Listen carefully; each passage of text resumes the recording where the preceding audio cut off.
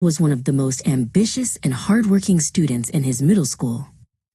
At 12 years old, when he retreated to his room, he would cut all ties with the outside world, losing himself among mathematical formulas and science experiments. He believed he could solve everything through his own effort alone, simply by staying awake and solving more practice tests. His confidence in his own intelligence was absolute. He thought success was merely a matter of numbers and sweat. However, something strange was happening. After every practice exam, he experienced the same disappointment.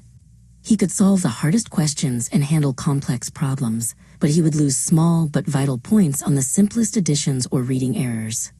His eyes filled with tears as he looked at the tiny mistakes on his latest exam paper. Why was he tripping over small stones just as he was about to reach the finish line? That evening, he went out to the garden to find his 33-year-old father, Hikmet. Hikmet immediately noticed the tired and defeated expression on his son's face. Sadat sank onto the wooden bench next to his father and said, "Dad, I don't understand. I work harder than anyone, but during the exam, it's like I'm blocked from seeing the simplest things. Where am I going wrong?" Hikmet smiled, looking up at the first stars in the sky.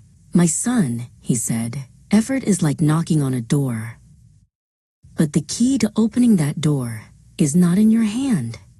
You are only exhausting your body and mind while neglecting your soul. When you leave your prayers and supplications, you break your connection with the true owner of success. Remember, the monarch of the universe is one. The key to all things is with him. The reins of all things are in his hand. Everything will be resolved by his command." Sadat frowned slightly. "But Dad, why would God need my worship? He already has everything," he said. Hikmet pointed to a drooping flower in a nearby pot that needed water. "God does not need our worship, Sadat. We are the ones who need to worship. Just as a sick person needs medicine to get well, the soul needs to turn to its creator to find healing. Prayer and dua are the prescription for your heart." Hikmet continued, "Think about the desire you have to succeed. That desire itself is a gift. As it is said, if I had not wanted to give, I would not have given wanting. The fact that you want to be successful is a sign that he wants to grant it, but you must ask for it from the right place. By neglecting your prayers, you are turning away from the very source of the help you seek." Sadat looked down at his hands.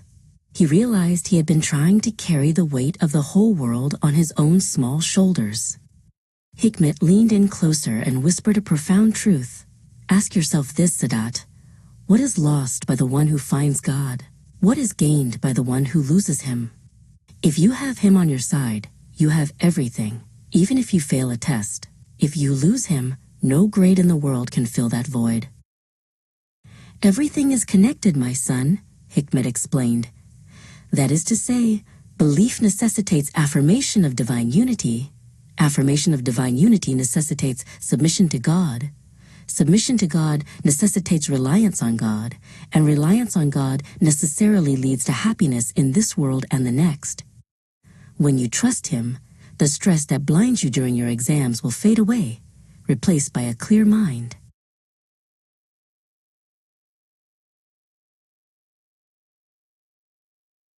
The next morning, Sadat woke up at the break of dawn. For the first time in a long while, he spread his prayer mat with great humility. When he stood for prayer, he wasn't just there with his body, but with his whole heart. In his supplications, he no longer just asked to be the top of his class. He asked for peace for his soul and a focused mind. "Oh God," he whispered, "the effort is from me, but the success is from you. Heal my heart with your love."